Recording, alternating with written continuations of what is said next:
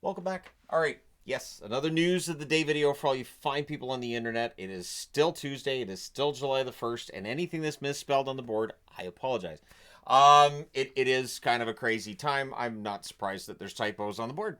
But starting things off with the Calgary Flames, and the reason I'm wearing a Flames jersey, the Flames quiet today. And quiet on purpose. Craig Conroy coming out and saying that there are spots on the roster to young players, and that basically in the process of not bringing in free agents, it sends that signal to the young players that there are roster spots open.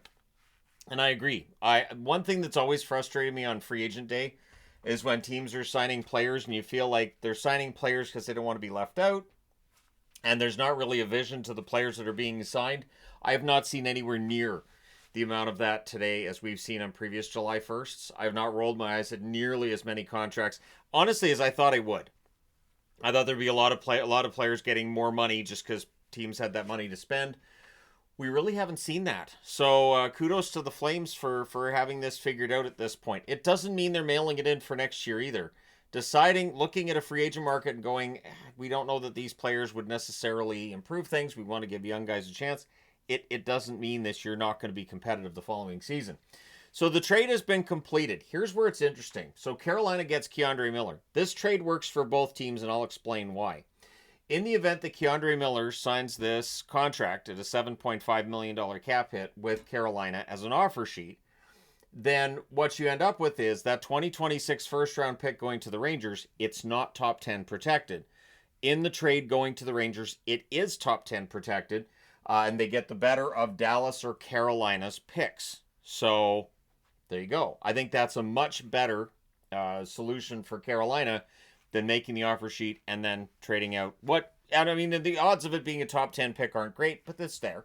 Then they also get a 2026 second round pick due the New York Rangers, as well as Scott Morrow, who's 22 years of age, played 14 games in the NHL, a goal and 5 assists for 6 points. The AHL, 52 games, 13 goals, 26 assists, 39 points. Morrow had a tough time of it in the playoffs. There were some turnovers. There were some defensive issues for Morrow in that playoff run for Carolina when he got in the lineup. But he's young, and so that's the idea, right? Keandre Miller goes to Carolina, he gets the 8-year deal. Or as I keep reading, he sucks, he's terrible. Do you know what's funny, though, about the National Hockey League? I have read that every single player who has signed a contract today, every single player who's been traded in the offseason, all of them suck. They are all terrible players.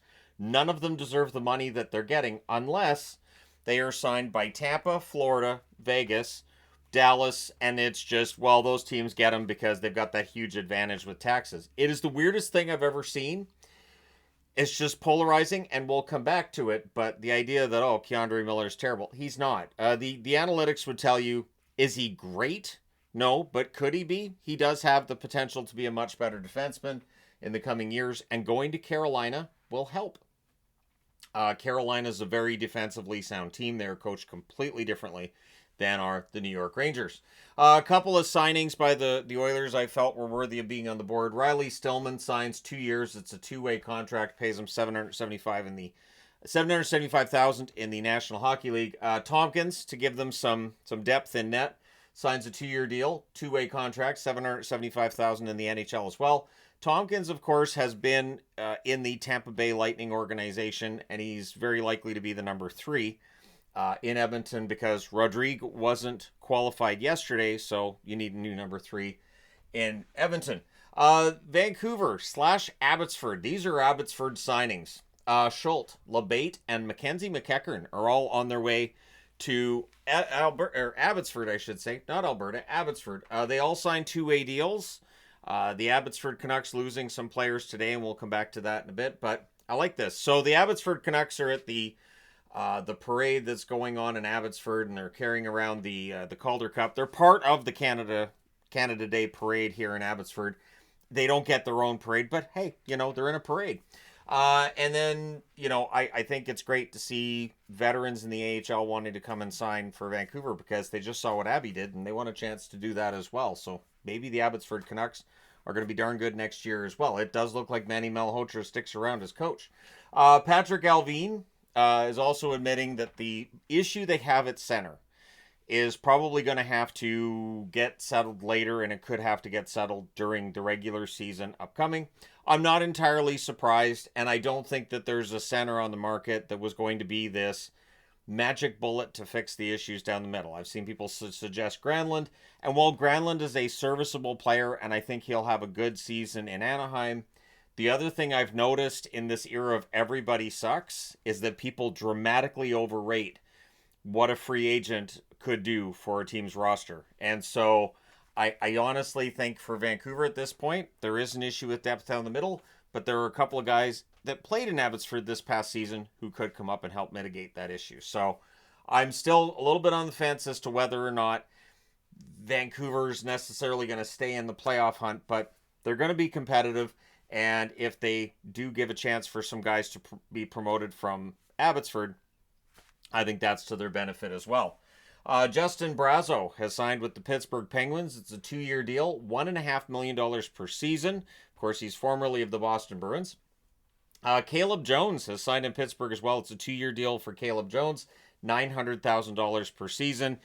Depth defenseman, so depth down the middle and depth on the blue line for Pittsburgh as they continue to put their roster together for next season. Kelly McCrimmon had quite the press conference. He was apparently mad that there were rumors that Karlsson could be on the move or Hertl could be on the move, and he seems offended that people would think that they just trade out guys from their core.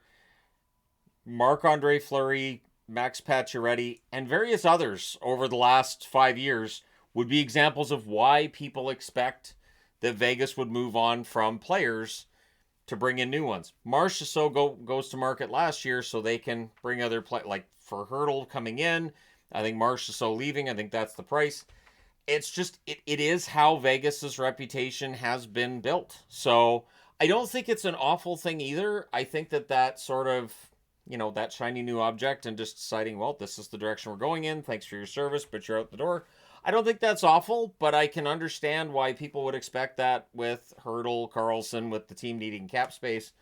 And it's interesting to see this. Now, the other thing I wanted to address in this video is that Marner, and McCrimmon brings this up at the press conference as well. In the event that Mitch Marner had gone to Vegas as a free agent, it only would have been a 7-year deal. And if it had been a 7-year deal, McCrimmon says it would have been a $13.7 million cap hit. So while I'm hearing a lot about how he took a discount at $12 million a season to play in Vegas, I wanted to look at who the highest paid players cap-wise were this past season. Austin Matthews at $13.25 million, Nathan McKinnon at $12.6 million, Connor McDavid at $12.5 million. It puts him right in line with them. Now, starting this summer, Leon Draisaitl, his contract underway as of today, $14 million cap hit for Draisaitl, meaning at $13.7 million, he would have been $300 less per season than Leon Draisaitl. So I'm not sure where the discount is here. I'm saying that in all honesty. I think that what Marner gets here is likely market value. Were there other teams that might have been willing to spend $14 million? Maybe, but we never heard about it because Marner didn't actually go to market.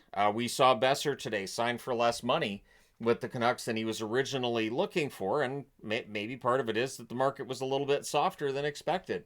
So it is just interesting how these are portrayed. And the part that I mentioned this in the live stream today, I'll mention it again here. I do find it odd that people complained for years that Marner wasn't worth $10.9 million a season. And now some of those same people are saying, well, that $12 million a year contract in Vegas, clearly they gave them a discount. That doesn't, and if you're going to say, well, it's because the cap went up. Okay, but the reality is $12 million is still a lot of money, and it still leaves him as one of the top 10 paid forwards in the National Hockey League. And I really think that if Toronto had brought him back on a $12 million a year deal, I think the internet would have collectively laughed at that contract for the Toronto Maple Leafs. So it's one of those things that's odd. I think it depends on which team's making the move as to how the internet will react to it. Also in that press conference, Alex Pietrangelo, McCrimmon says he is very unlikely to play hockey again. And I did mention that in the video yesterday too. Based on what the injury is, based on the prognosis, and just even Pietrangelo himself saying he's looking forward to a quality of life again and being able to play with his kids. Like, these are not things that guys say when they're getting back surgery and they're hoping to be back for the playoffs. This is a guy who's having bilateral hip issues, and I don't think he's coming back either. So there you go. Bill Guerin says that the Wild will match any offer sheet to Marco Rossi. Also saying they're not close. They're not close on money. So it depends on your point of view here, and we'll see what those numbers end up looking like should they leak out. But Marco Rossi wants to get paid. I think he deserves to get paid. But the Minnesota Wild, which is, again, where that issue can come up of, do you think that they're being cheap or are they being smart? We can all have that debate. But at this point, they're still talking to Rossi. The same as I mentioned earlier, they're still talking to Kaprizov, looking to get Kaprizov extended a year out before next July 1st, because we've seen where salaries are headed, and Kaprizov's going to get paid. That contract's going to get more expensive the later that gets signed.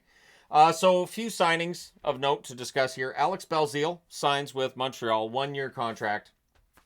3 numbers on the board: $775,000 at the NHL level, $375,000 at the AHL level, and $450,000 guaranteed. So the end of the season, if he's in the AHL the whole time, that's a $75,000 bump. Phil DiGiuseppe, we're never going to forget that he was flipping fans off in the background when the Calder Cup was handed over to Chase Waters for Abbotsford.